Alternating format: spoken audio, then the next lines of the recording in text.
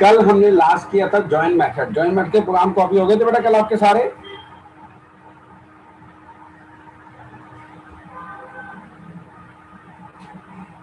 Hello, आवाज नहीं आ रही किसी को? आ रही है सर। ठीक है, मैं पूछ रहा था बेटा जॉइन के प्रोग्राम हो गए सारे कॉपी कल? कल हमने जॉइन मेथड किया था ना, याद है थ्रेडिंग में? जी सर, हो गए थे। सारे कंप्लीट हो गए सारे के सारे? कोई बच्चा तो नहीं था?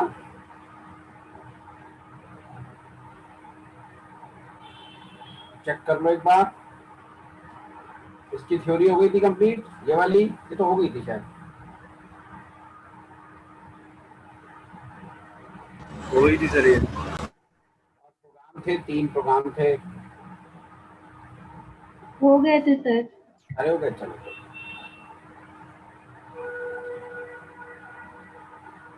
अभी जो मैंने इतने सारे मेथड्स लिखवाए थे उसमें से अभी हम कुछ मेथड्स अभी पढ़ेंगे एक अगले टॉपिक के अंदर जो मैं आपको पढ़ाने जा रहा हूँ, दैट इज सिंक्रोनाइजेशन। ठीक, लेकिन उससे पहले हाँ एक मेथड मैं आपको और पढ़ाता हूँ और वो मेथड है इज अलाइव। बेटा जी आपने ऑब्जेक्ट से, थ्रेड के ऑब्जेक्ट से एक थ्रेड को शुरू कर दिया, थ्रेड चलनी शुरू हो गई। अब अगर आप चाहते हैं इसी ऑब्जेक्ट से दूसरी थ्रेड शुरू करना तो आपको मालूम है आपको पहले चेक करना पड़ेगा पहली वाली डेड हुई या नहीं। तो एक काम करो, इस ऑब्जेक्ट पे चला लो इज अलाइव। अगर इसने दे दिया फॉल्स, इसका मतलब इस ऑब्जेक्ट से जो थ्रेड शुरू हुई थी वो डेड हो चुकी है, तो आप इससे दोबारा थ्रेड शुरू कर सकते हैं। Cut it. लेकिन अगर इसने दिया इज अलाइव को ट्रू, इसका मतलब क्या हुआ, वो अभी जिंदा है। अगर फॉल्स दे दिया तो वो डेड। ठीक, तो इज अलाइव मेथड से आप पता लगा सकते हैं बड़ी आसानी से थ्रेड क्लास के कि वो थ्रेड अभी अलाइव है या नहीं है, डेड हो गई है या नहीं हो गई है। ठीक है जी, और अब चलते हैं हम अपने थ्रेडिंग के सबसे इंपॉर्टेंट कॉन्सेप्ट की तरफ।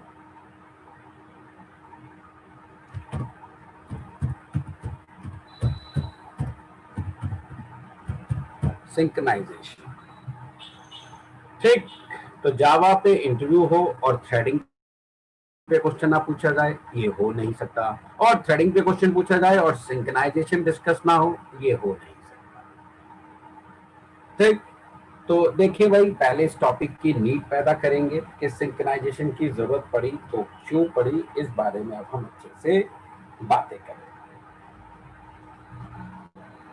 तो सिंक्रोनाइजेशन की अगर शुद्ध हिंदी की बात करें तो तालमेल बैठाना होता है, तालमेल बैठाना। और जहां पर एक से ज्यादा चीजें एक साथ हो रही होती हैं वहीं पर ही तालमेल बैठाते हैं बेटा जी। तो अब आप मुझे कुछ रियल वर्ड के एग्जाम्पल देख के सिंक्रोनाइजेशन के बारे में कुछ बता सकते हैं? हिंदी तो मैंने बता दी, तालमेल बैठाना। हिंट मैंने थोड़ा सा आपको दे दिया कि जहां पर भी एक से ज्यादा चीजें एक साथ हो रही होती हैं वहां पर उनके बीच में हमें कभी कभी तालमेल बिठाना पड़ जाता है। तो क्या आप बताएंगे मुझे सिंक्रोनाइजेशन, तालमेल, कहाँ रियल लाइफ का कोई एग्जांपल बढ़िया सा किसी के दिमाग में स्ट्राइक करता हो?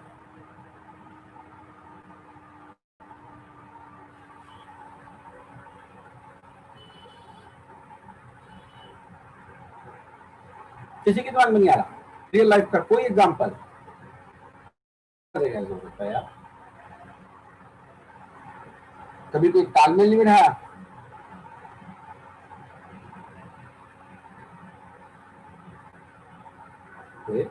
कमाल है।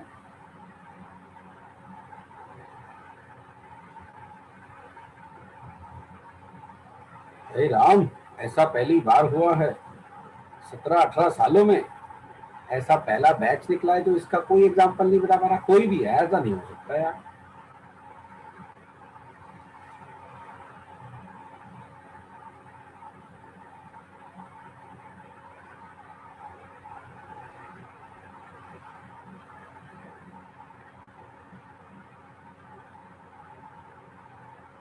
आवाज तो आ रही है, आवाज भी नहीं आ रही? हाँ हूं तो बोल दो, कम से कम लग तो जाए सुनाई दे रही है। या मेरी आवाज नहीं आ रही किसी को? आ रही है? चलो फिर तो भैया गुड है। चलो फिर जब तुम नहीं बता पा रहे तो मैं ही बता देता हूँ। बहुत सारे रियल लाइफ में एग्जाम्पल है बेटा जी सिंक्रोनाइजेशन का, और आप तो कुछ काफी सारे तो आप ही करते रहते हैं। पहला आपका ग्रुप डांसिंग, रोज टीवी देखते हैं, बहुत सारे लोग डांस कर रहे होते हैं और वो आपस में अपने आप, आजकल तो शॉर्ट फॉर्म में बोलते हैं सिंक करना, सिंक है कि नहीं साहब? तो जब वो डांस करते हैं, ग्रुप डांसिंग होती है, तो क्या होता है, वो आपस में सिंक करते हैं जिससे आउटपुट बहुत अच्छी आती है। क्योंकि सिंक नहीं करेंगे, ताल नहीं बैठाएंगे तो आउटपुट बहुत खराब आएगी।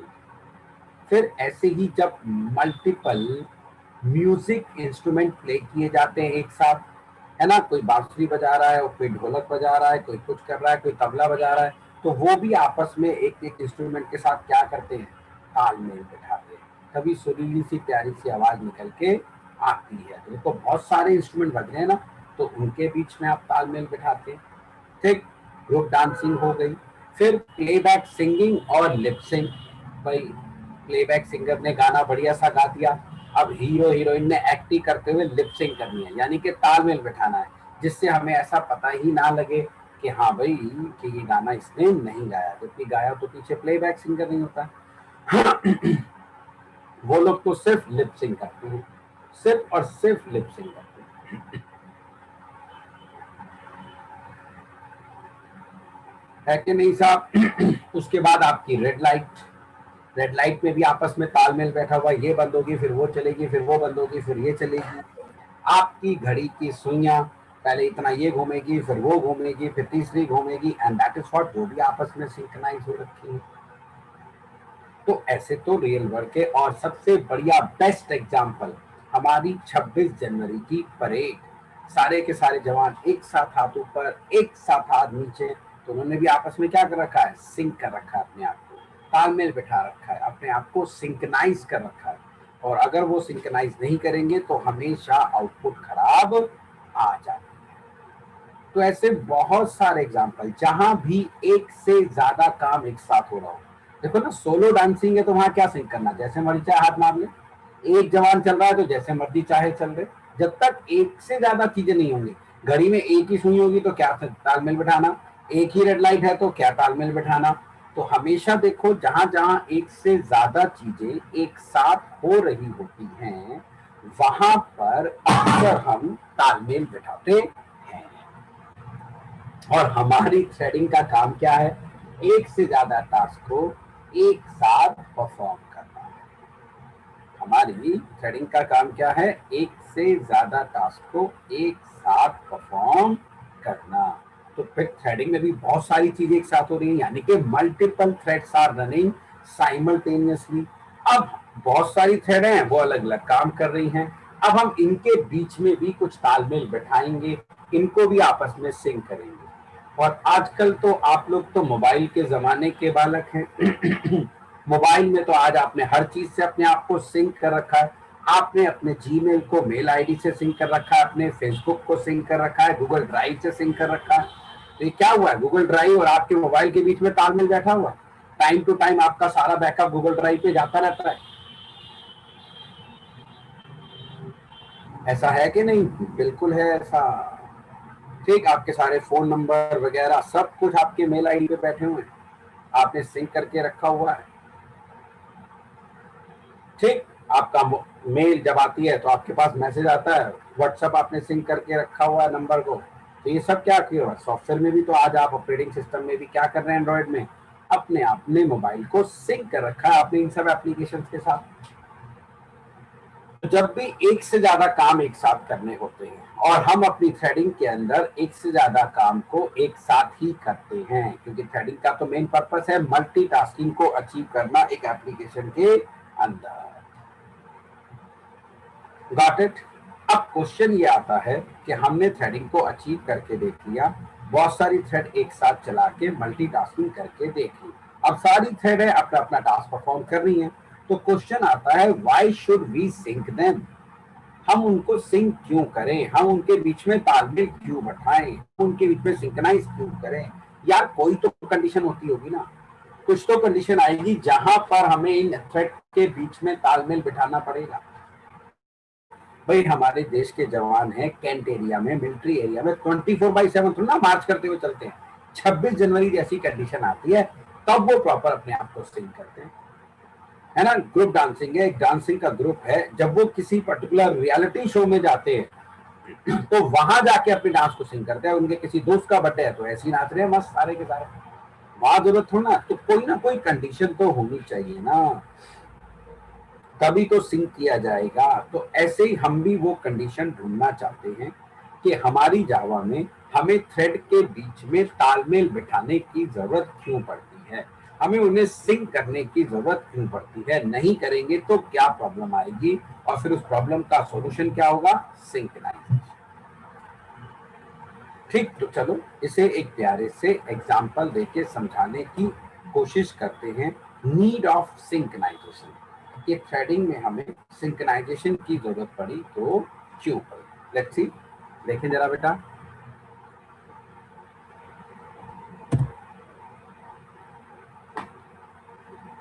मान लिया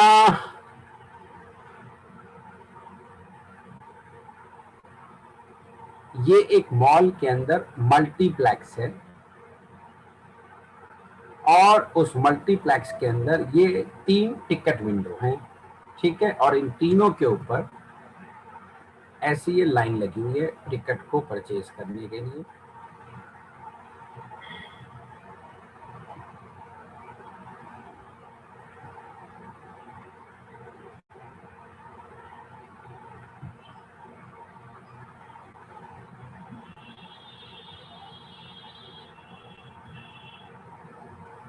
ये देखो, ये 3 लाइनें लगी हुई हैं बढ़िया तरीके से और एक एक करके सब अपनी अपनी टिकट विंडो से टिकट खरीद रहे हैं।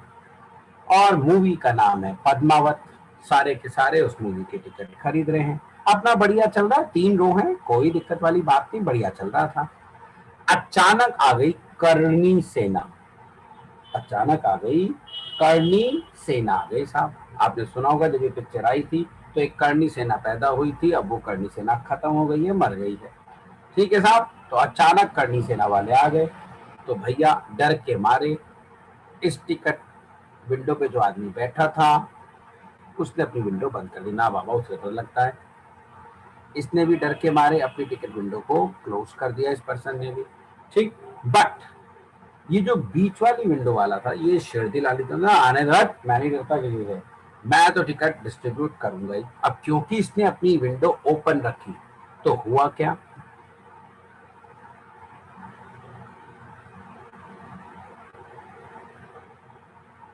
इस विंडो वाले भी इस टिकट विंडो पे झपटा मारने लगे।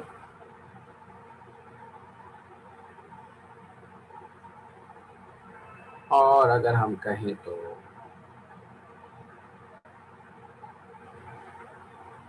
ये वाले भी इसी भी लाइन में झटका लाइन में आके खड़े हो गए।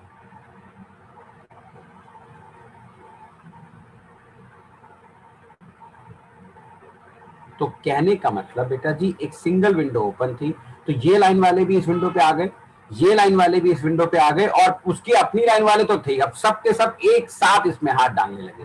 तो देख रहे हो भाई, टिकट तो क्या ही मिलेंगे, लड़ाई ज्यादा हो जाएगी और चोटें लगने शुरू हो जाएंगी, क्योंकि तीनों की तीनों लाइनें एक ही कॉमन विंडो पे झपट्टा मार रही हैं। तो अब हमें क्या करना पड़ेगा, इन तीनों लाइनों, इन तीनों क्यू के बीच में थोड़ा सा तालमेल बिठाना पड़ेगा, इनको थोड़ा सा सिंक करना पड़ेगा। कैसे, चलो भाई एक आदमी इसका, फिर 2 आदमी इसके, इनकी तो अपनी लाइन थी, फिर एक आदमी इसका, फिर 2 आदमी इसके, फिर एक आदमी, ऐसे करके इनके बीच में कुछ तालमेल कि भाई एक आप ले लो, फिर 2 आप ले लो, फिर आप एक आप ले लो, फिर आप ले लो, ऐसे करके इनके बीच में तालमेल। अगर सारे के सारे एक साथ झपट्टा मारेंगे, है ना, तो क्या होगा, चोट ही लगेगी, किसी को टिकट नहीं मिलेगा, लड़ाई हो जाएगी अलग। तो एक एक करके लेंगे भाई, एक आप ले लो, फिर आप रुक जाओ, फिर आप ले लो, फिर आप रुक जाओ, फिर आप ले लो, ऐसे एक एक करके सब लेंगे, आसानी से लेंगे तो सारा काम हो जाएगा। तो अब हमें इन तीनों रो के बीच में, इन तीनों क्यू के बीच में, तीनों लाइनों के बीच में क्या बैठाना पड़ेगा, इन्हें आपस में सिंक करना पड़ेगा, इन्हें आपस में सिंक्रोनाइज करना होगा, वरना सारे एक साथ झपट्टा मारेंगे तो गड़बड़ हो जाएगी। बस ऐसी ही कुछ कहानी हमारी थ्रेड की है। अब आप 3 लाइनों को, इन 3 रो को, इन 3 क्यू को 3 थ्रेड से रिप्लेस कर दीजिए। ये देखिए,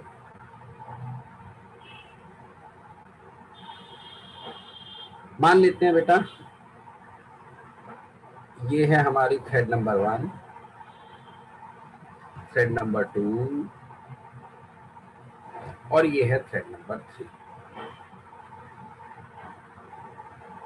तीनों थ्रेड चल रही हैं, अपना अपना अपने टास्क को अंजाम दे रही हैं, कोई टेंशन वाली बात ही नहीं। जैसे 3 रो थी पहले, बढ़िया तरीके से सब अपने अपनी विंडो से टिकट ले रहे थे। तो ये T1 थ्रेड हो गई, ये बेटा T2 थ्रेड हो गई, और ये T3 थ्रेड हो गई। T1, T2 and T3, 3 thread बढ़िया चल रही हैं, they are doing on task. फिर क्वेश्चन आता है, मैं इनके बीच में तालमेल क्यों बिठाऊं? सडनली हमें जरूरत पड़ी बेटे एक कॉमन डेटा को इन तीनों थ्रेड के बीच में शेयर कराने की। एक कॉमन डेटा को इन तीनों थ्रेड के बीच में शेयर कराने की हमें जरूरत है। Got it? अब इस थ्रेड, अब इस डेटा को अगर ये भी एक साथ हो कहां जा रहा है, ये थ्रेड भी इस डेटा को शेयर करना चाहती है, ये डेटा ये भी इसे एक्सेस करना चाहती है, और ये भी इसे एक्सेस करना चाहती है। तीनों के तीनों थ्रेड को हमें एक कॉमन डेटा को शेयर करना है। ठीक,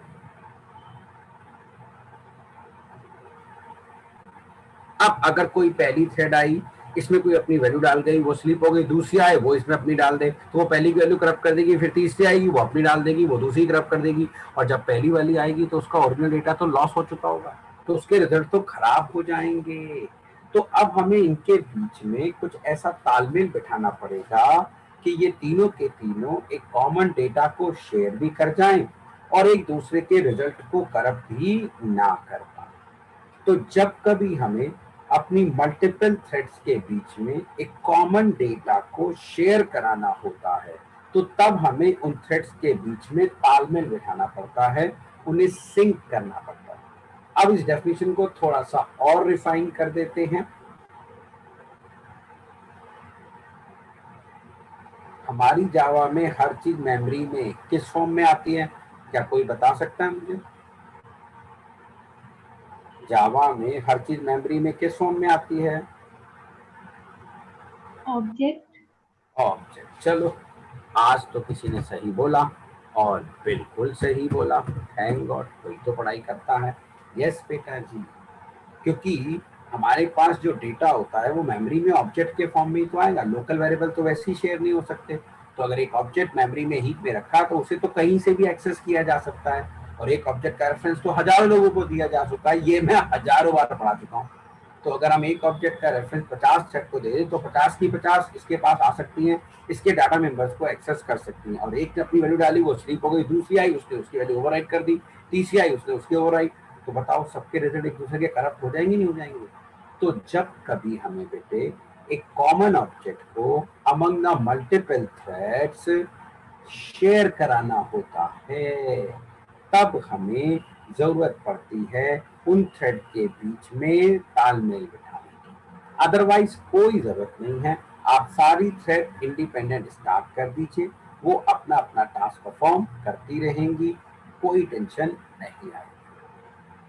ठीक, तो पहले एक छोटा सा हेडिंग डालो, need of synchronisation.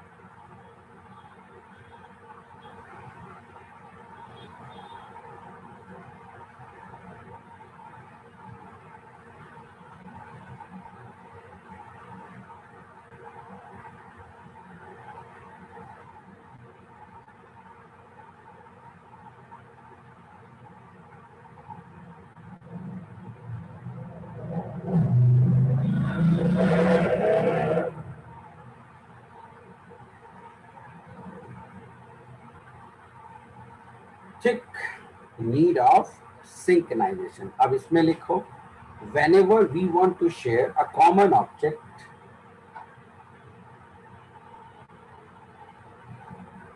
whenever we want to share a common object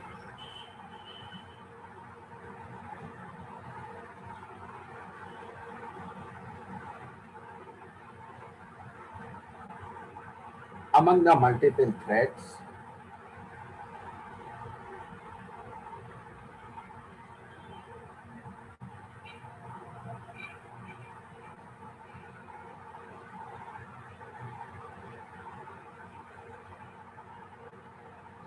whenever we want to share a common object among multiple threads, then we need to synchronize them.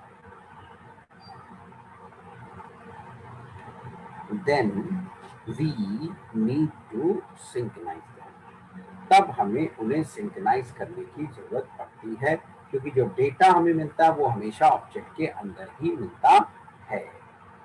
ठीक है साहब। तो जब भी हम एक ऑब्जेक्ट को मल्टीपल थ्रेड में शेयर करेंगे तो हम उस थ्रेड के बीच में तालमेल बिठाएंगे, सो दैट सारी थ्रेड उस कॉमन ऑब्जेक्ट को यूज भी कर लें और एक दूसरे के रिजल्ट को, एक दूसरे की स्टेट को करप्ट ना कर पाए।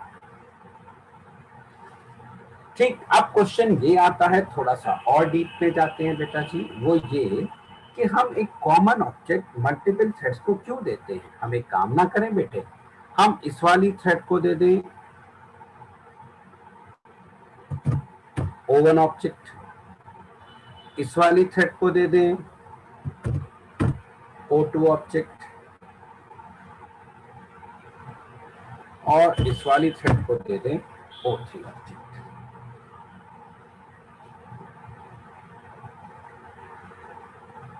ठीक। O1, O2 and O3।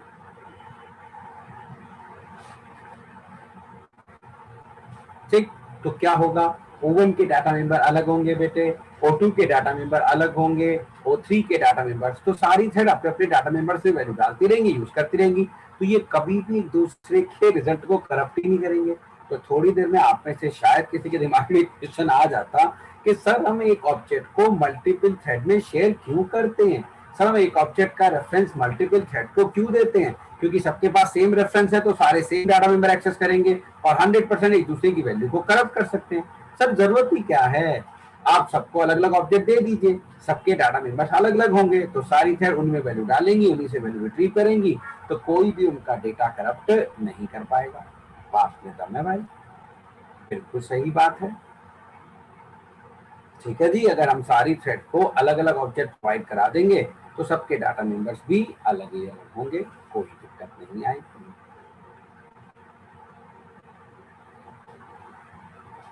ठीक है जनाब। तो फिर अब हम आपको एक कंडीशन भी बताना चाहेंगे, तो बहुत छोटा सा सॉल्यूशन है बेटा, कोई भी बता सकता है। इसका मतलब जब हम एक रियल टाइम एप्लीकेशंस बनाते होंगे तो वहां कहीं ना कहीं कुछ ऐसी कंडीशंस आती होंगी जहां बेटे हमें ना चाहते हुए भी एक सिंगल ऑब्जेक्ट को मल्टीपल थ्रेड्स के बीच में शेयर कराना पड़ जाता होगा। नहीं तो ये सॉल्यूशन तो कोई भी दे सकता है आसानी से, ये सॉल्यूशन तो कोई भी दे सकता है आसानी से, कोई दिक्कत वाली बात ही नहीं है कि नहीं साहब। तो इसका मतलब कोई ना कोई कंडीशन होंगी जहां पर हम बनाते होंगे रियल वर्ल्ड की एप्लीकेशन बनाते वक्त कुछ कंडीशन आई होगी, हमें नाम पे पत्थर रख के एक ऑब्जेक्ट को मल्टीपल थ्रेड को देना पड़ता होगा और कहीं ना कहीं उन्हें फिर हमें क्या कराना पड़ता होगा, सिंक कराना पड़ता। चलो देखिए वो कंडीशन क्या होती है। अक्सर जरूरत पड़ती है ऐसी, हम कहते हैं मल्टी क्लाइंट एप्लीकेशंस में या वेब बेस्ड एप्लीकेशन में या डिस्ट्रीब्यूट एप्लीकेशन में, मतलब एक ऐसी एप्लीकेशन जिसे बहुत सारे क्लाइंट एक साथ एक्सेस कर रहे हैं। अब लेट अस सपोज एक सिनेरियो लेते हैं बेटे, मान लिया हम आपको बनवाएंगे भी, आपने छोटी सी साइट बनवाई हमने आपसे EMIcalculator.com। ठीक है। अब इसका होम पेज 3 क्लाइंट ने खोल लिया आपने अपने ब्राउजर में, तो हम उसमें यूजर से मांग रहे हैं बताइए भाई आप अपना अमाउंट बताइए, कितने अमाउंट की EMI बनानी है, हमें रेट ऑफ इंटरेस्ट बताइए कितना लगाना है पर एनम के हिसाब से। ठीक है। फिर बताइए कितनी EMI बनानी है। ठीक। और हम आपको कैलकुलेट करके दे देंगे भाई इतने रेट ऑफ इंटरेस्ट पे इतने अमाउंट की जब EMI बनेगी तो पर EMI कितनी होगी। ऐसा बहुत सारी साइट बनी हुई है, मैं भी एज ए असाइनमेंट के तौर पे आपसे बनवाऊंगा EMIcalculator.com। ठीक है साहब। तो 3 क्लाइंट हैं, जरा आप इस सिनेरियो को देख लेते हैं छोटा सा।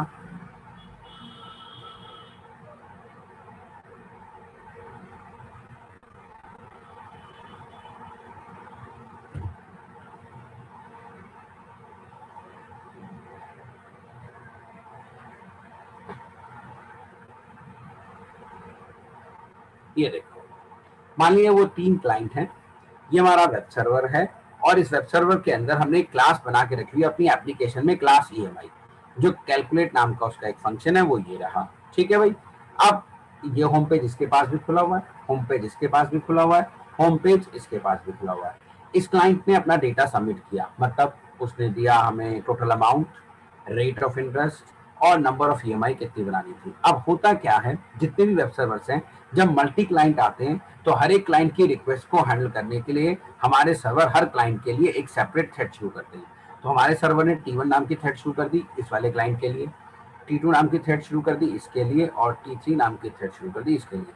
अब इस थ्रेड ने इसका सारा डेटा रिट्रीव कर लिया, दूसरी थ्रेड ने इसका डेटा रिट्रीव कर लिया, तीसरी ने इसका डेटा।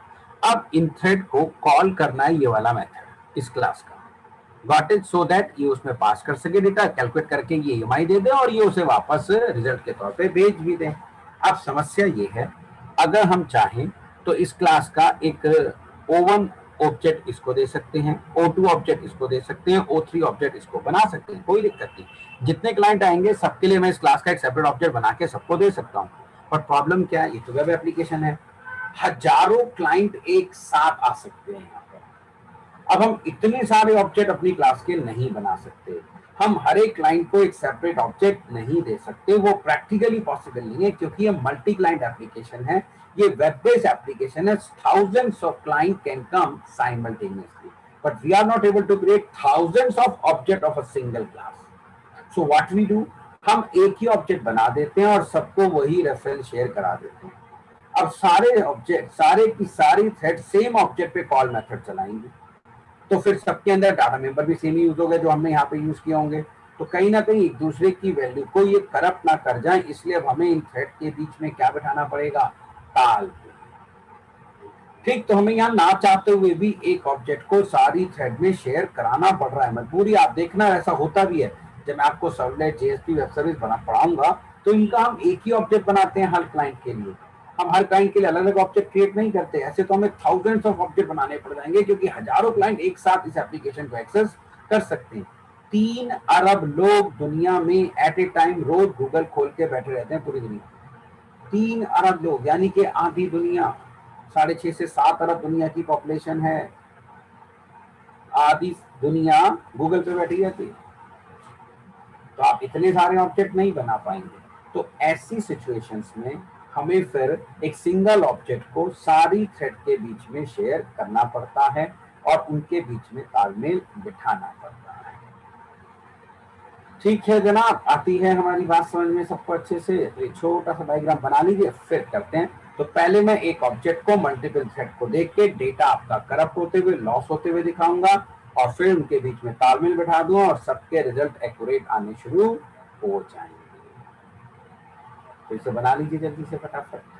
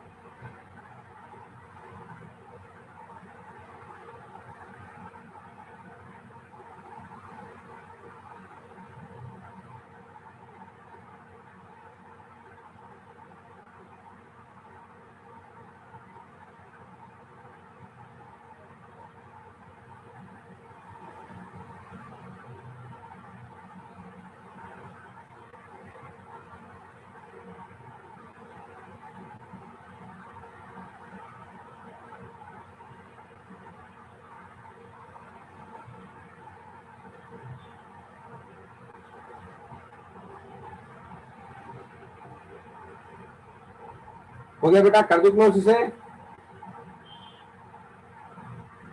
Yes sir.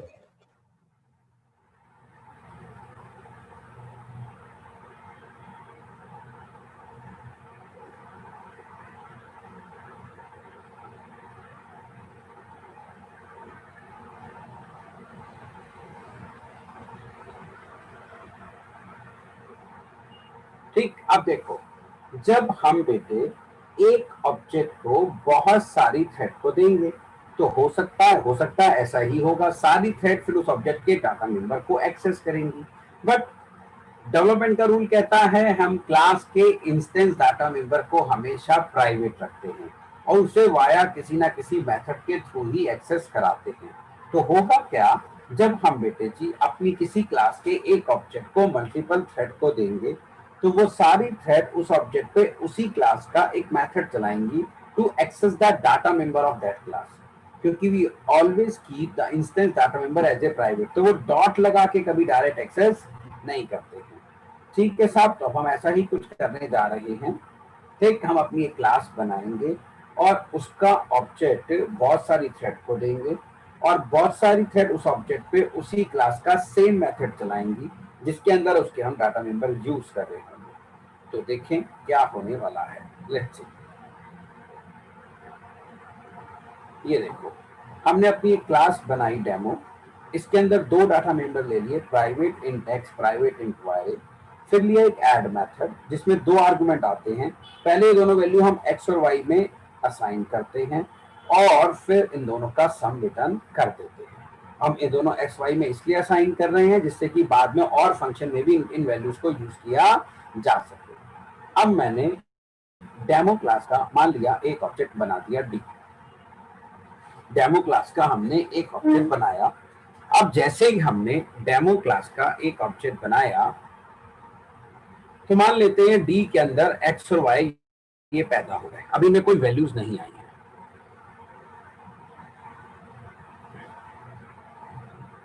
अब ध्यान से समझना इस डायग्राम को मेरे अच्छे से, ये नीचे साथ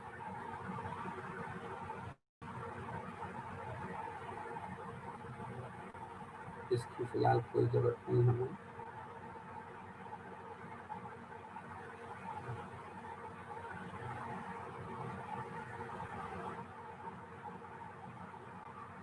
चलो ठीक है साहब, ये ऑब्जेक्ट हो गया। अब हमने ये इसको थ्रेड 1 के कंस्ट्रक्टर में भी पास कर दिया, सेम ऑब्जेक्ट हमने थ्रेड 2 के कंस्ट्रक्टर में भी पास कर दिया और सेम थ्रेड 3 के में भी। अब जैसे ये थ्रेड शुरू होती है इसने अपने रन के अंदर से डी के ऊपर ऐड चलाया, वैल्यू थी 10 एंड 20। दूसरी में भी अपने रन के अंदर ऐड चला दिया, इसका रन अलग है, इसका रन अलग है, इसका रन अलग है, 3 थ्रेड क्लास है हमारे पास। ठीक है जी, अलग अलग रन है तीनों के और तीनों के पास एक ही ऑब्जेक्ट था तो वो उस क्लास के मेथड को चला सकते थे। दूसरे ने ऐड चलाया 100 एंड 200 के साथ, तीसरे ने चलाया 1000 एंड 2000 के लिए। तो मान लिया पहली थ्रेड को चलने का मौका मिला और पहली बार ये ऐड चला। जब ये पहली बार ऐड चला, अब जरा इधर आ जाओ, ये देखो पहली बार ऐड मेथड ये चला, ये मेमोरी में ऐड आ गया यहाँ पर और इसके अंदर आया 10 एंड 20। तो पहली बार जब ऐड चला तो x में क्या आ गया 10, y में क्या आ गया 20। चलो यहाँ डाल देता हूँ मैं, ये 10 बेटा जी और ये 20। ठीक, पहली थ्रेड के लिए ऐड चल चुका है, ये ऑब्जेक्ट है और पहली थ्रेड के बाद सेम रेफरेंस है इसका। ठीक है जी, अब इससे पहले कि ये return x plus Y line चलती, ये थ्रेड यहाँ पे स्लीप हो गई, ये थ्रेड यहाँ पे स्लीप हो गई। अब जब ये स्लीप हो गई तो दूसरी थ्रेड को चलने का मौका मिला तो ऐड दोबारा कॉल किया गया, दोबारा कॉल किया गया तो वो दोबारा मेमोरी में आएगा, दोबारा से चलेगा। अब ये दोबारा से ऐड चला तो ये लोकल वेरिएबल है, दोबारा पैदा हो गए, बट इस बार ए में आया 100, बी में आया 200 और इसमें भी एक्स वाई में डाला। अब एक्स वाई तो इसके पास भी सेम होंगे क्योंकि ऑब्जेक्ट तो सबके पास सेम है, तो डेटा मेंबर सबके पास सेम रहेंगे और इन्हीं डेटा मेंबर में अब क्या वैल्यू आ गई, इसकी हो गई 100 और इसकी हो गई 200।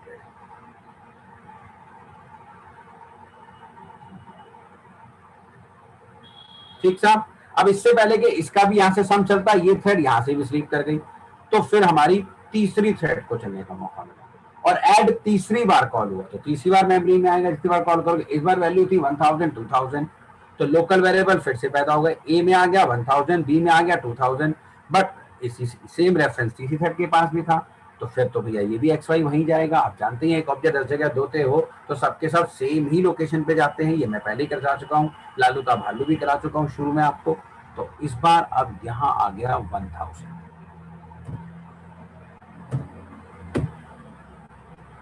और यहाँ आ गया 2000 इसी जगह पे।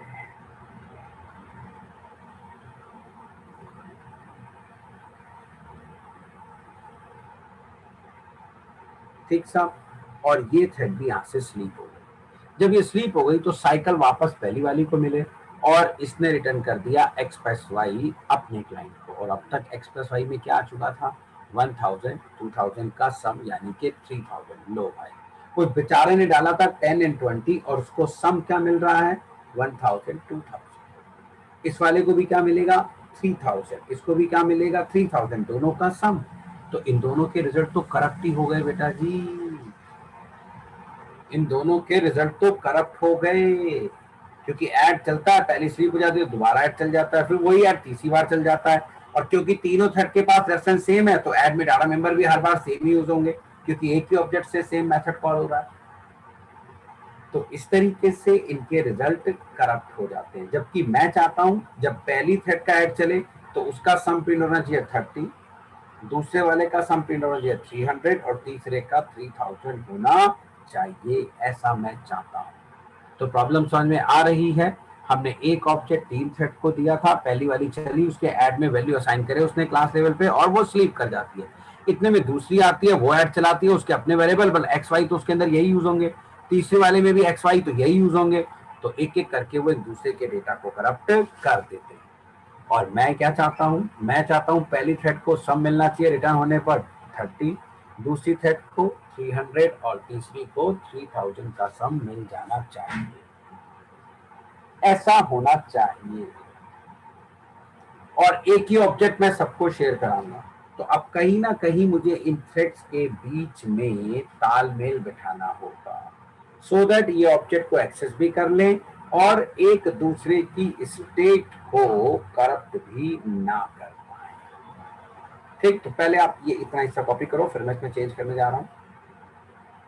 यही चीज मैं अभी रन भी करके दिखाता हूं आपको।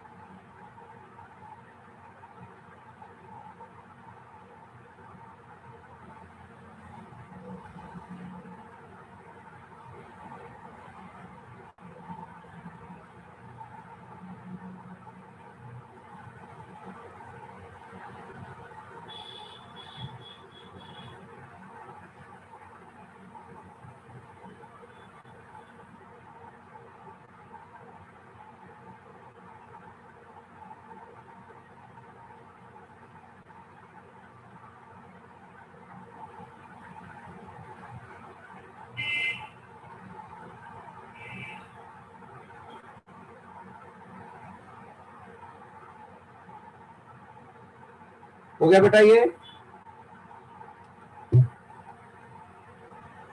Yes sir. चलो जरा साथ साथ इसको भी बना लो।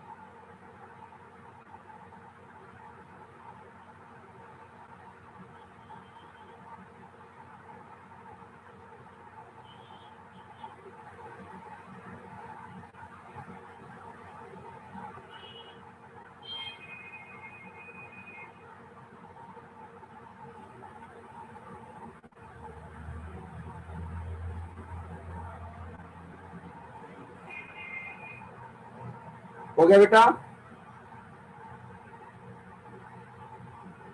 सर चलो अब हम इस प्रॉब्लम को सॉल्व करेंगे।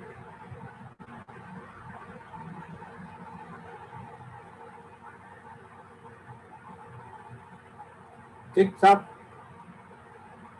हम चाहते हैं कि ये ऑब्जेक्ट तीनों थ्रेड को भी दें, पहले को मिले 30, दूसरे को 300 और तीसरे को 3000 मिल जाना चाहिए, ऐसा हम चाहते हैं। Got it? चलो अब ये काम हम कैसे करेंगे अब आपको समझाते हैं। तो इसके लिए एक रूल बनाया गया। क्या बनाया गया कि हमें कुछ नहीं करना, बस वो मेथड जिसे सारी थ्रेड एक कॉमन ऑब्जेक्ट के ऊपर कॉल कर रही है, वो मेथड जिसे सारी थ्रेड एक कॉमन ऑब्जेक्ट के ऊपर कॉल कर रही है, you just make that method synchronize. आप उसे सिंक्रोनाइज कीवर्ड से क्वालिफाई कर, आपको और कुछ करने की जरूरत नहीं है।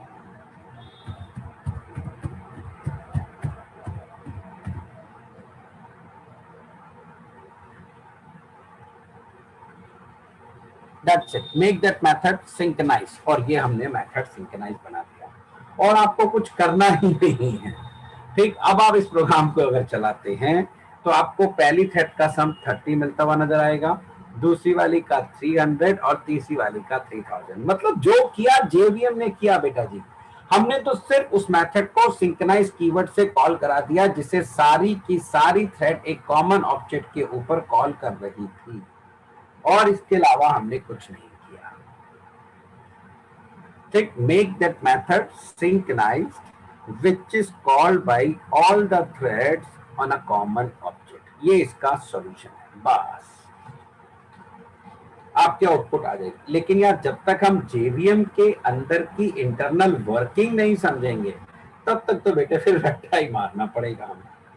ठीक है, तो पहला रूल तो ये बनाया गया कि make that method which is called by all the thread on a common object synchronized. ठीक, अब ये होता क्या है, अंदर से बैकग्राउंड में क्या कहानी चलती है, जरा इस बारे में अब हम बातें करेंगे।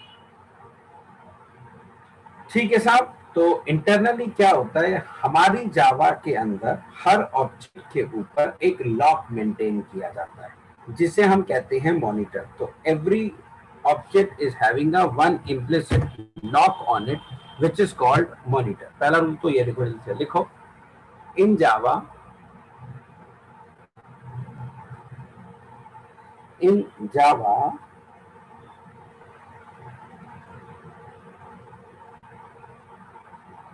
every object is having a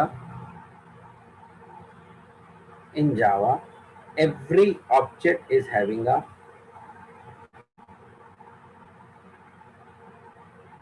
one implicit lock on it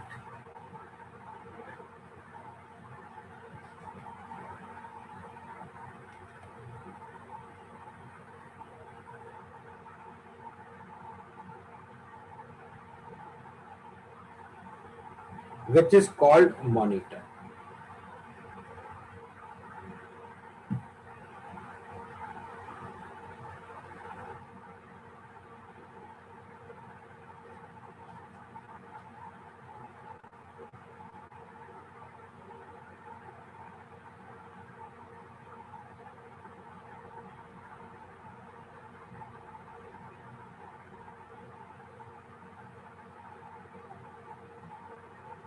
जिसे हम मॉनिटर कहते हैं। बस बेटा, सिंक्रोनाइजेशन को अचीव करने के लिए ऑब्जेक्ट के इसी लॉक को यूज किया गया है, एक प्यारा सा रूल बना के। ठीक है, कि अगर कोई थ्रेड किसी भी ऑब्जेक्ट के ऊपर सिंक्रोनाइज मेथड को कॉल करेगी तो वो सिंक्रोनाइज मेथड को तभी कॉल कर सकती है, तभी उसके अंदर जा सकती है अगर उसके पास उस ऑब्जेक्ट का लॉक मौजूद है तो।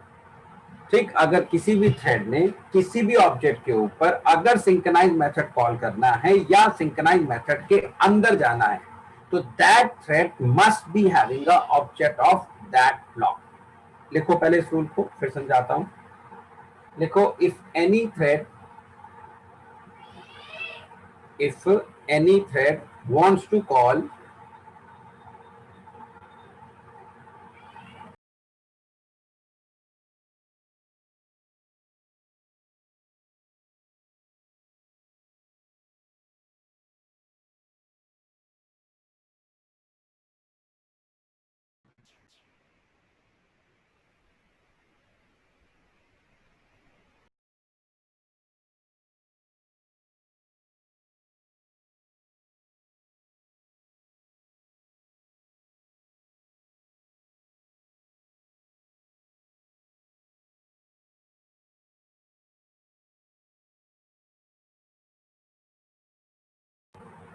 लिखो बेटा, if any thread wants to call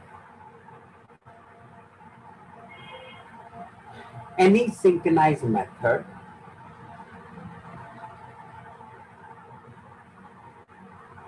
if any thread wants to call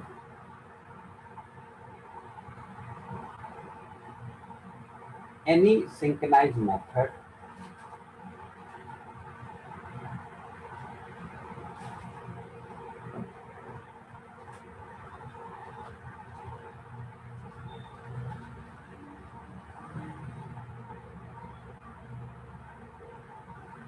on a particular object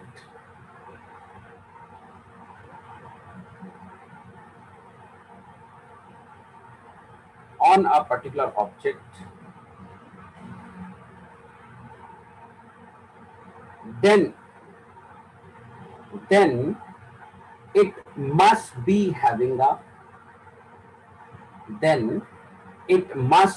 having a lock of that object.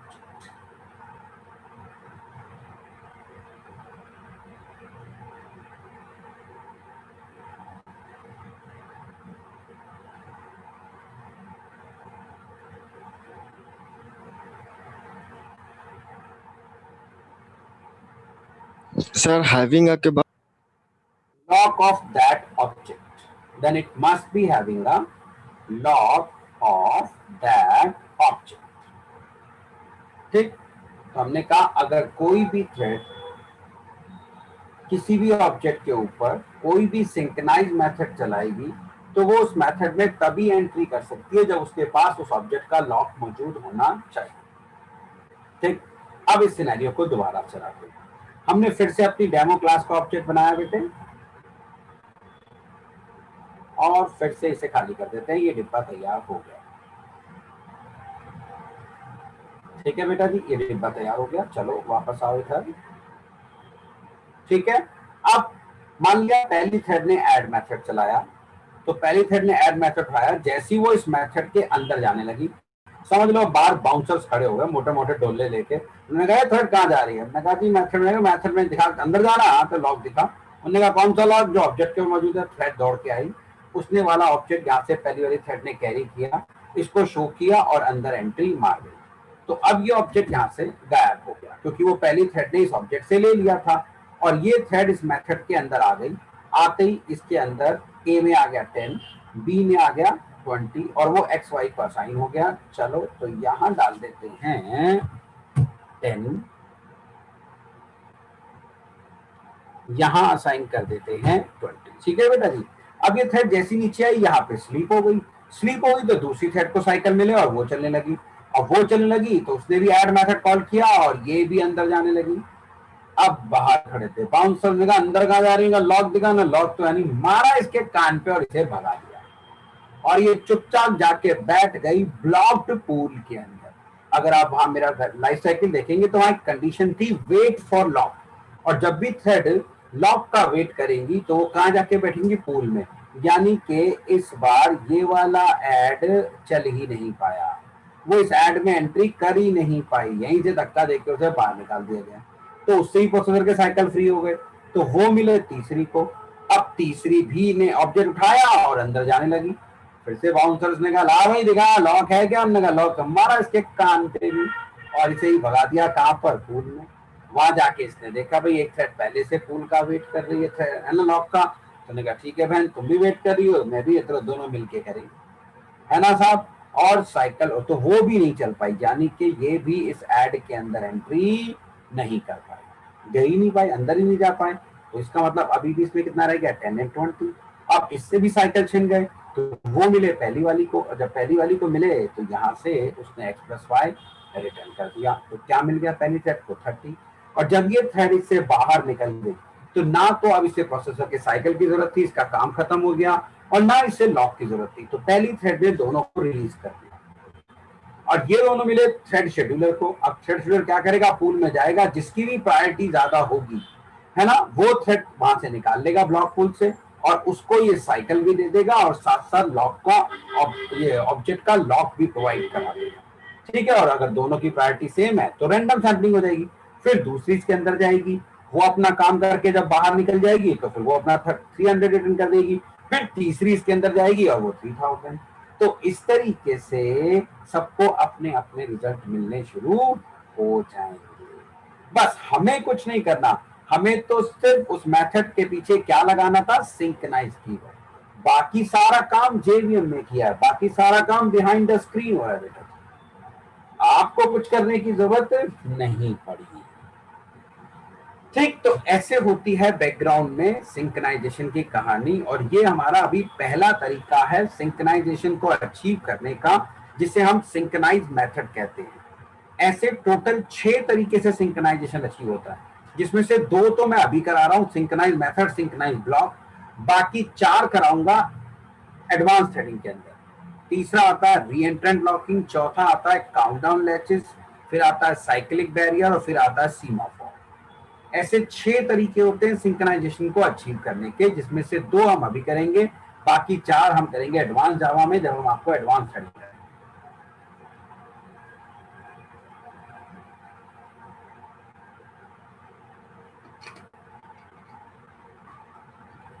ठीक है जनाब, आगे कहानी समझ में। बट आपने एक पॉइंट नोटिस करी, सिंक्रोनाइजेशन का सबसे बड़ा ड्रॉबैक, वो हमारी थ्रेड की परफॉर्मेंस को डिग्रेड करता है बेटा।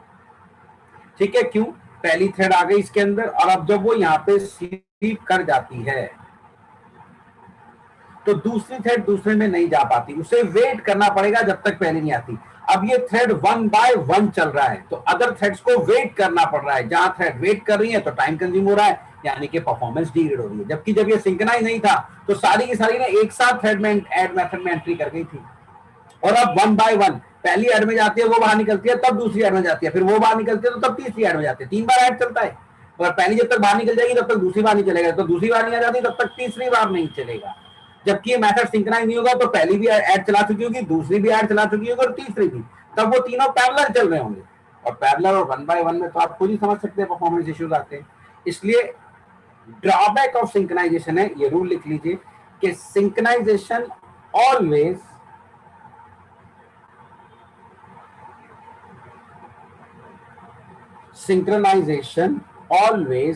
degrades the performance of a thread.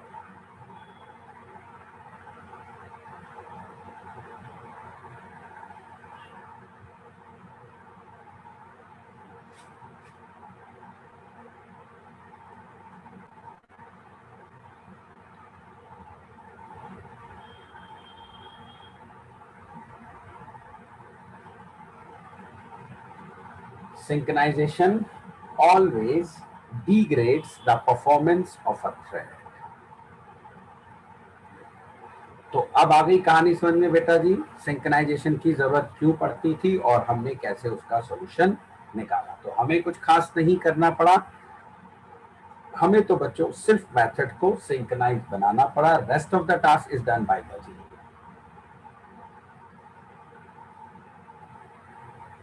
चलो अब ये प्रैक्टिकल करके दिखाते हैं, सेम मेथड भी प्लस और भी एग्जांपल दिखाते हैं।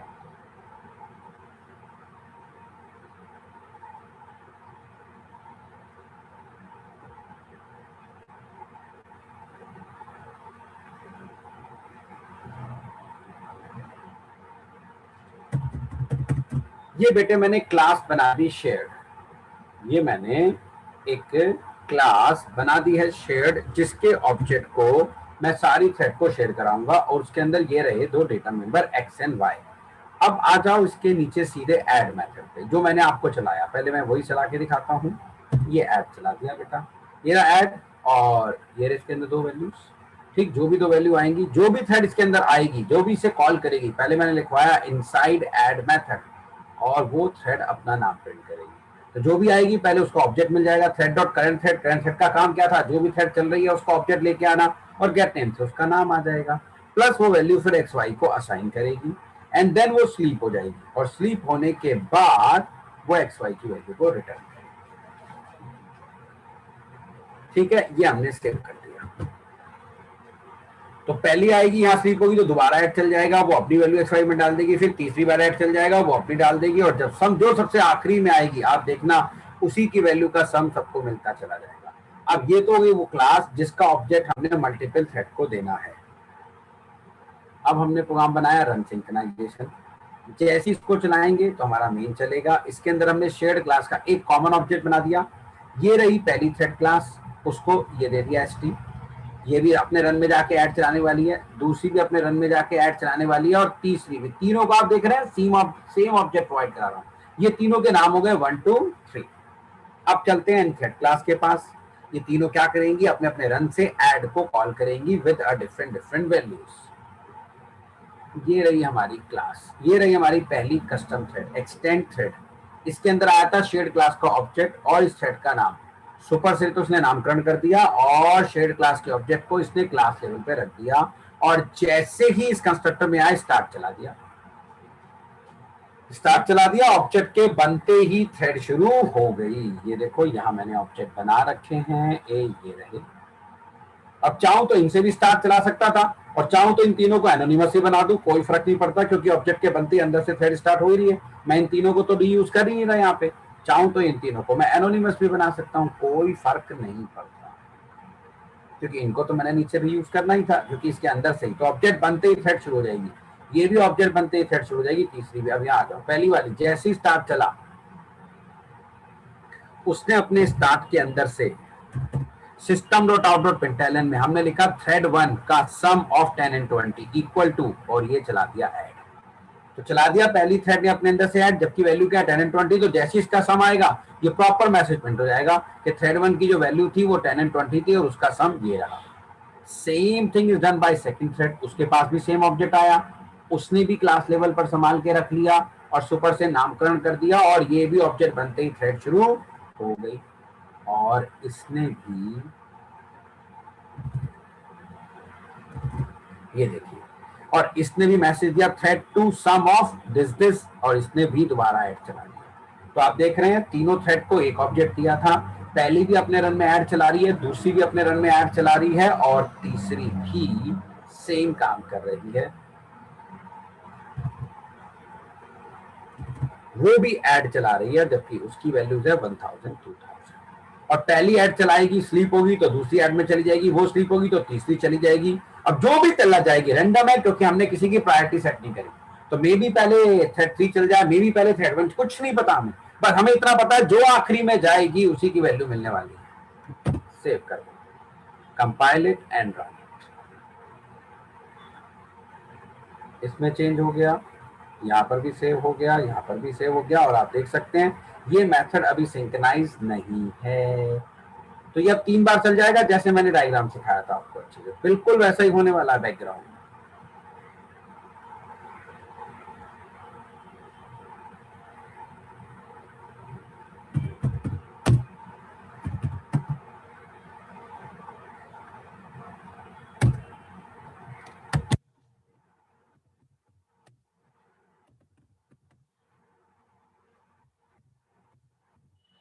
तो एक साथ कंपाइल कर लेते हैं। कर लिया। देखो यहाँ पे कुछ डेप्रिकेशन की मैसेज आ रहा है यहाँ पे, इसका मतलब अपने प्रोग्राम में कुछ डेप्रिकेटेड एपीआई यूज कर रहे हैं। यस, हम यहाँ पे रिज्यूम सस्पेंड यूज कर रहे हैं। मैं आगे पढ़ाऊंगा, क्योंकि पूछा जाता है इन्हें डेप्रिकेट क्यों किया गया। चलो फिलहाल ये देखिए, अब चलाते हैं जावा रन सिंक्रोनाइजेशन।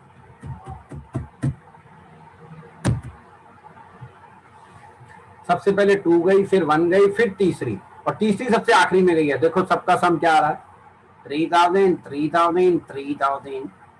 तो थ्रेड 1 सम ऑफ 10 and 20 3000, 1000 2000 तो भी 3000, 100 200 तो भी 3000। जो लास्ट में जाएगी वही आएगा, जो लास्ट में जाएगी वो रेंडमली। अब अभी भी तीसरी जा रही है, 213 आ रहा है, जो लास्ट में जाएगी वही वैल्यू मिलेगी।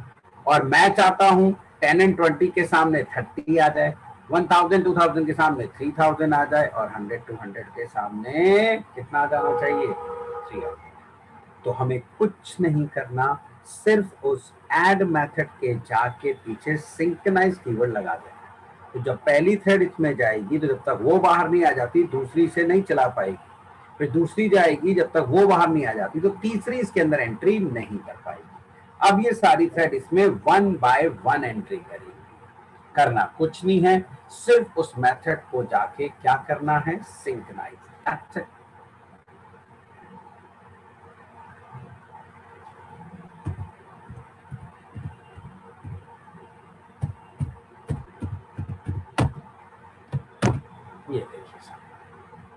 चलाओ अब इसी प्रोग्राम को दोबारा से, ये आउटपुट यहीं पर ही रहने देते हैं।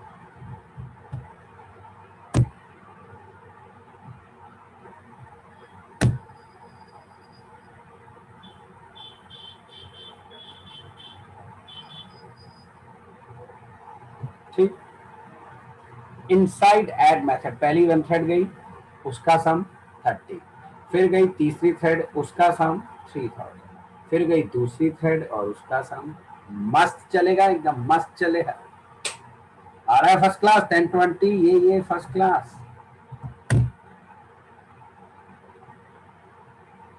अब यहाँ आउटपुट थोड़ी सी बदल गई, तो घबराना मत। अब आप देख रहे हो एक साथ दो थ्रेड जा चुकी हैं, जबकि भी पहले का सम प्रिंट नहीं हुआ था। कायदे में पहले का सम प्रिंट हो जाता तब दूसरी अंदर जाती, ये मैंने इसलिए जानबूझ के चलाया। यहाँ तो आउटपुट प्रॉपर आ रही है, यहाँ थोड़ा खतरनाक आ रही है। ऐसा लग रहा है जैसे ऐड मेथड में दो एक साथ चली गई, क्योंकि जब तक पहली वाली अपना सम रिटर्न ना कर देती, जब तक पहली वाली का प्रिंट ना हो जाता, तब तक दूसरी अंदर कैसे घुस गई उसमें भाई।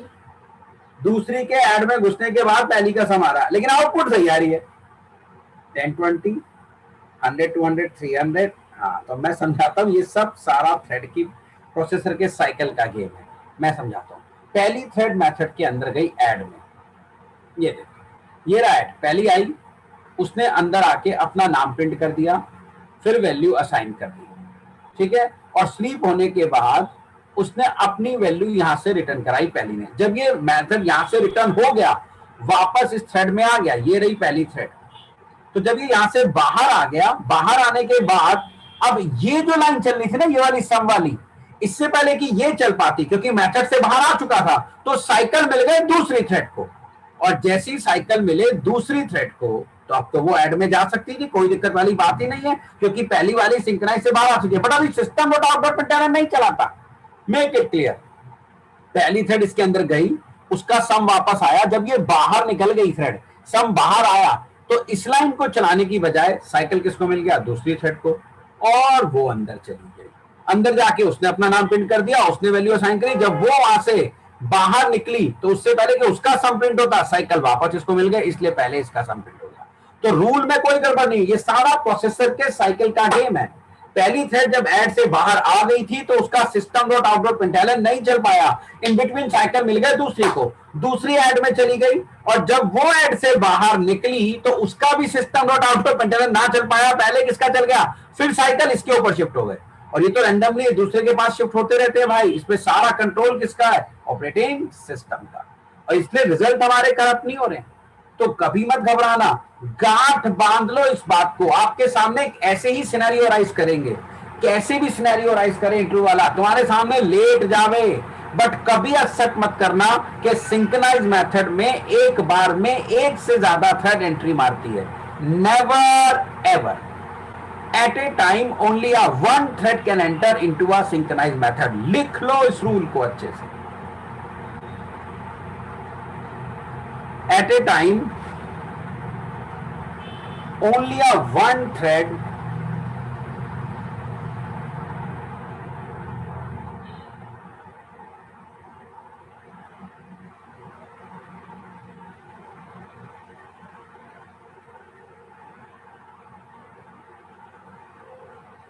at a time only a one thread can enter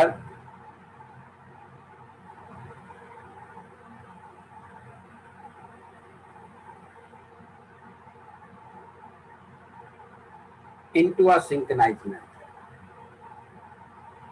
ठीक, अब आपको कैसा भी सिनेरियो दे दे, ऊट पटांग, देखो एक साथ दो आउटपुट आ रही है, दोनों घुस गई, कभी मत एग्री करना, कभी मत इस बात को एक्सेप्ट करना। ये रूल है, एक बार में एक ही थ्रेड सिंक्रोनाइज मेथड में एंट्री कर सकती है। ठीक, चाहे वो आउटपुट उसकी समझ में आए ना आए, बट कभी मुंडी मत हिला देना। अब यही चीज मैं एक और मेथड के थ्रू करके दिखाता हूँ। ठीक है, ये देखो, हमारी क्लास में है एक और मेथड शो। जो भी थ्रेड इसे कॉल करेगी, वो इसमें अपना नाम पास करेगी और एक इंटीजर वैल्यू, वो इंटीजर वैल्यू हम एक्स में असाइन कर देंगे। उसके बाद कहेंगे कि ये वाली थ्रेड का नाम प्रिंट कराया और कहा उसके एक्स की वैल्यू ये है, तो ये मेथड में आ गई। इसके आने के बाद इसने अपनी नाम प्रिंट कर दिया और एक्स की वैल्यू इसे स्लीप कर दिया। और जब ये स्लीप करके वापस आएगी, तभी कहेगी मैं मेथड से जा रही हूं और मेरी एक्स की वैल्यू ये है। तो जो वैल्यू ये आते टाइम लेके आई थी वही वैल्यू अगर जाते टाइम मिल गई, इसका जब ये सो रही थी इसका मतलब शो किसी और ने कॉल नहीं किया, कोई और शो में एंट्री नहीं कर पाया, मगर जब ये सो रही थी अगर कोई और शो में एंट्री कर गया तो फिर तो वो वैल्यू करप्ट कर जाएगा, क्योंकि अब हम एक ही ऑब्जेक्ट तीनों थ्रेड को देने वाले हैं, अब तीनों से शो चलवाएंगे। ठीक है, ये देखो ये पहली थ्रेड, अब मैं इसको कमेंट बना रहा हूं शो, और ये देखो इस थ्रेड का जो भी नाम होगा गेट नेम निकाल के इसके अंदर पास कर दिया। तो पहली थ्रेड के लिए एक्स की वैल्यू कितनी हो गई, 10 हो गई। दूसरी से भी शो ही चलवाते हैं,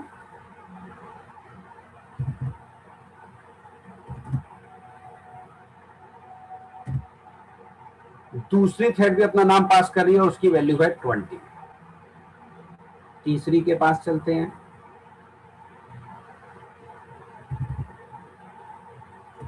और तीसरी भी इसी शो को कॉल कर रही है जबकि उसकी एक्स की वैल्यू है 30। तो तीनों सेम शो चला रही हैं, बट शो मेथड अभी सिंक्रोनाइज नहीं है। पहली स्लीप करेगी तो दूसरी शो चला जाएगी, दूसरी चलेगी तो तीसरी शो चला जाएगी, और जो आखिरी में चलेगी वही वैल्यू सबको लास्ट में मिलने वाली है। इसे सेव कर लेते, फिर से इस प्रोग्राम को रन कर दिया।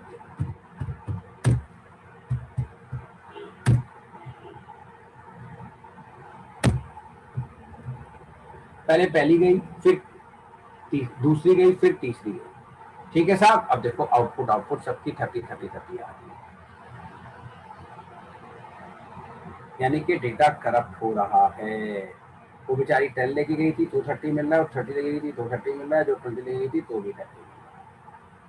ठीक, लेकिन अगर मैं इस मेथड को सिंपली सिंक्रोनाइज कर दूं तो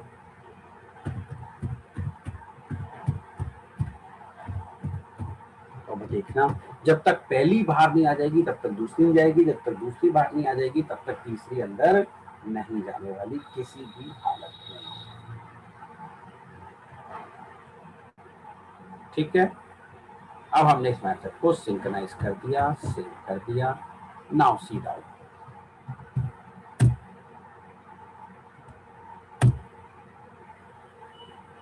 पहली बार आ गई, फिर तीसरी अंदर गई, तीसरी बार आ गई, अब दूसरी, यानी कि 3 बार शो चला, बट 1 बाय 1। पहले पहली वाली आ गई, फिर दोबारा शो चला, फिर तीसरी बार शो चला, और किसी की वैल्यू कोई करप्ट नहीं, जो लेके गई थी वही वापस आई। बस मेथड कैसा बना दिया हमने, सिंक्रोनाइज। अब 1 बाय 1 इस मेथड को सारी थ्रेड चला रही हैं। ठीक है जनाब, आगे कहानी समझ में। तो अभी हमने सिंक्रोनाइजेशन अचीव किया है वाया सिंक्रोनाइज मेथड, और अब मैं सिंक्रोनाइज मेथड के ऊपर 5 इंटरव्यू कंडीशन डिस्कस करूंगा। उसके बाद चलेंगे हम another way of achieving a synchronization, that is called synchronize block. उसके बाद हम इसमें पढ़ेंगे कि 2 मेथड थे हमारे पास, और वो मेथड थे सस्पेंड और रिज्यूम। ये डेप्रिकेट क्यों किए गए, फिर उनके ऑल्टरनेट मेथड हमें क्या दिए गए, वो पूरी कहानी सीखेंगे इसके अंदर। फिर इसके अंदर एक डेडलॉक कंडीशन सीखेंगे, और तब कहीं जाके सिंक्रोनाइजेशन को अलविदा कहेंगे और थ्रेड के अगले कॉन्सेप्ट पे चलेंगे। तो अभी दिल्ली दूर है, लेकिन इससे पहले आप ये वाला काम कर लीजिए जल्दी से। तो सबसे पहले आप ये run synchronisation copy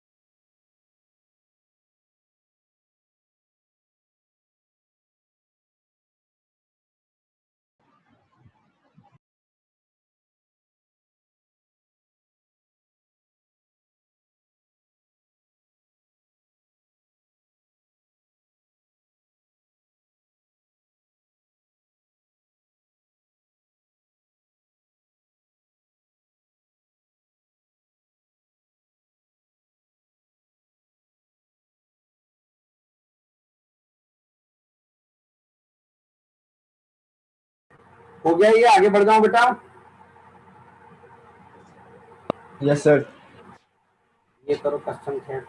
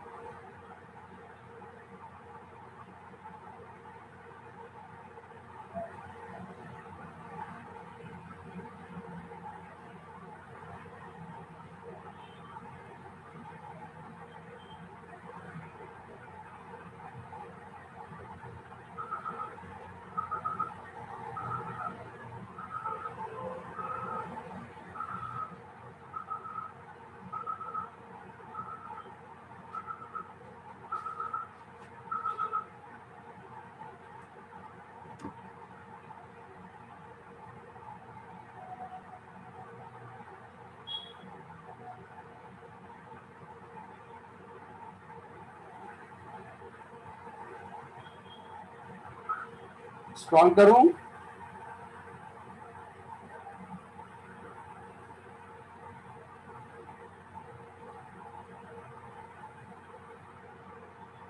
Yes, sir.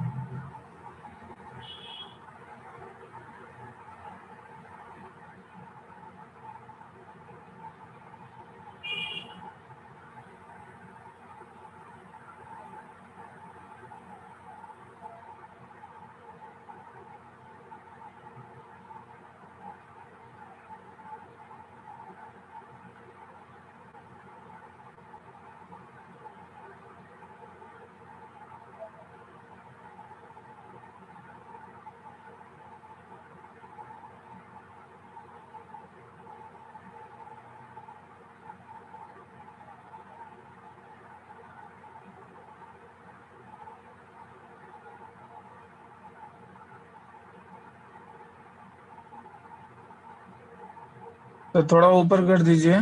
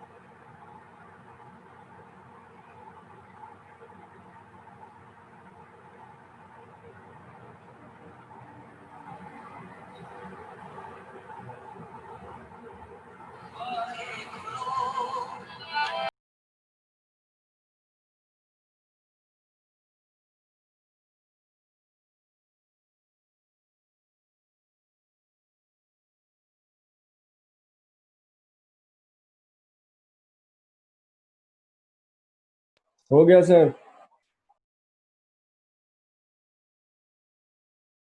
हो गया बेटा ये पूरा। चलो यस फिर सर। बाकी कल कराते हैं।